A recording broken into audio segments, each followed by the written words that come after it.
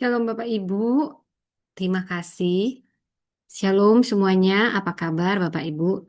Saya berdoa semuanya dalam keadaan sehat. Hari ini kita merayakan dua hal yang luar biasa. Secara nasional, kita merayakan kemerdekaan Indonesia. Ini anugerah Tuhan yang diperjuangkan dengan darah dan air mata para pejuang kita. Namun, sebagai orang percaya, kita juga merayakan kemerdekaan rohani tentunya yang Yesus berikan di salib. Kemerdekaan yang jauh lebih besar nilainya karena bersifat kekal. Nah, sekarang yang menjadi pertanyaan saya, apa yang sudah kita lakukan dengan kemerdekaan itu? Apakah kemerdekaan hanya kita nikmati untuk diri sendiri atau kita gunakan untuk melayani? Ini yang akan kita renungkan dari Galatia 5 ayat 13 sampai 26. Saudara, jadi saya mau jelaskan bagaimana latar belakang perikop ini. Jemaat Galatia sedang berada di tengah krisis. Mereka menerima Injil dari Paulus.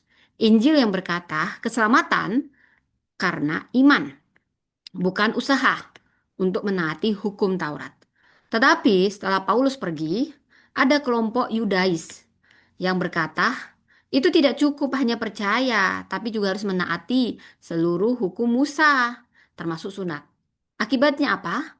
Jemaat terpecah. Ada yang kembali ke legalisme, jadi lebih legalisme, legal, mengandalkan hukum. Ada yang jatuh ke libertinisme, hidup bebas seenak gue, karena merasa sudah dibebaskan. Ini ekstrim, sama-sama salah, sama-sama ekstrim. Nah, kita gali dari Galatia 5. Ayat 13 ini menekankan, saudara-saudara, memang kamu telah dipanggil untuk merdeka. Tetapi janganlah kamu mempergunakan kemerdekaan itu sebagai kesempatan untuk kehidupan dalam dosa. Melainkan, layanilah seorang akan yang lain oleh kasih. Dalam bahasa Yunani, kata merdeka adalah eleutheria, kebebasan yang diberikan Allah. Ini bukan hasil usaha kita. Dan kata melayani di sini adalah douleu, menjadi hamba yang dengan sukarela mengabdi demi orang lain. Inilah paradoks indah kekristenan. Kita bebas justru untuk menjadi hamba kasih. Bila kita gali ayat 13 sampai 15, kemerdekaan adalah panggilan, bukan pembenaran diri. Kemerdekaan adalah panggilan dari Allah. Kita dibebaskan dari dosa dan hukuman untuk mengasihi sesama. Paulus mengingatkan, jangan gunakan kemerdekaan sebagai kesempatan aporme untuk dosa. Kata ini berarti markas untuk menyerang. Artinya, jangan jadikan kebebasan rohani sebagai titik awal menuruti keinginan ego. Dia menegaskan sebab seluruh hukum Taurat tercakup dalam satu firman ini. Kasihilah sesamamu manusia seperti dirimu sendiri. Hukum yang benar-benar digenapi adalah hukum kasih. Sebaliknya, jika kita saling menggigit dan menelan, kita akan saling membinasakan. Bila kita gali dari ayat 16 sampai 18, hidup dipimpin roh. Paulus berkata, hiduplah oleh roh, maka kamu tidak akan menuruti keinginan daging. Nah, kita bahas bahasa aslinya, saudara, kita ambil hiduplah. Bahasa aslinya apa? Veripateo. Artinya apa? Berjalan sehari-hari. Ini apa? Ini tindakan konsisten, bukan perasaan sesaat. Kenapa ini penting, saudara? Karena keinginan daging, keinginan roh ini bertentangan bila kita lihat dari ayat 17. Tanpa roh, kita akan kembali diperbudak dosa. Jika kita dipimpin roh, kita tidak lagi hidup di bawah hukum Taurat. Ayat 18. Tapi artinya bukan berarti kita bebas berbuat dosa, tapi bebas dari hukuman hukum. Karena kita hidup sesuai kehendak Allah. Saudara, bila kita membahas dari ayat 19 sampai 21, perbuatan daging. Paulus membuat daftar yang jelas.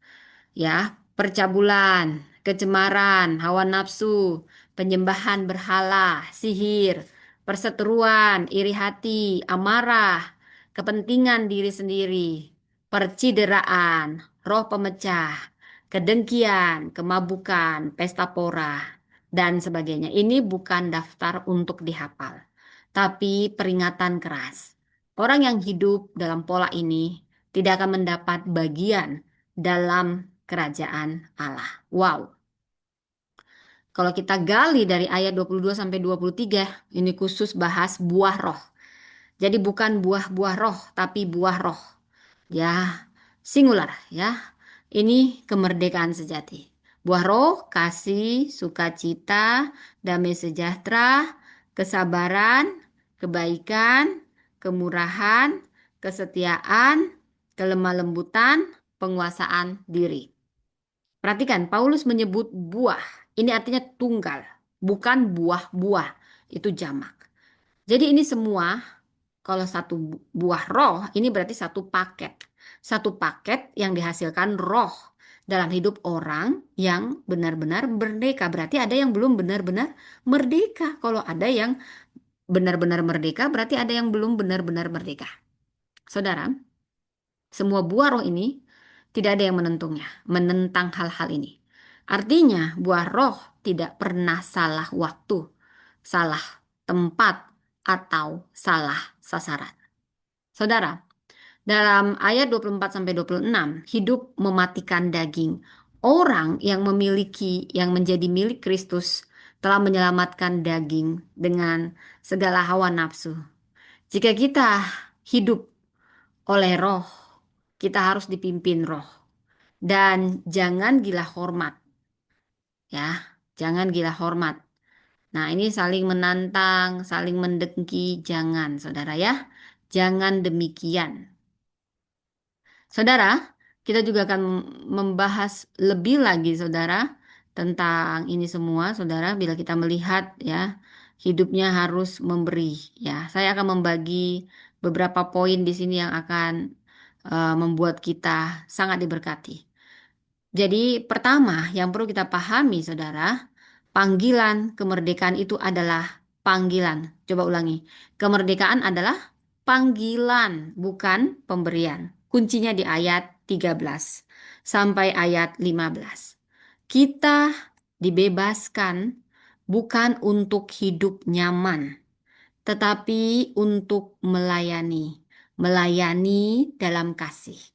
Kemerdekaan sejati tidak diukur dari apa yang kita lepaskan, tetapi dari siapa yang kita layani. Saya ulang, kemerdekaan sejati tidak diukur.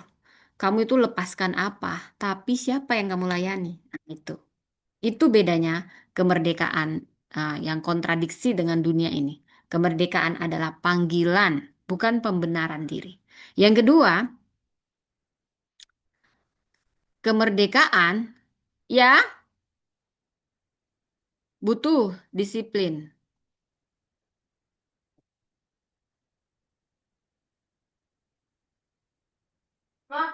Mama sini naik ke bawah.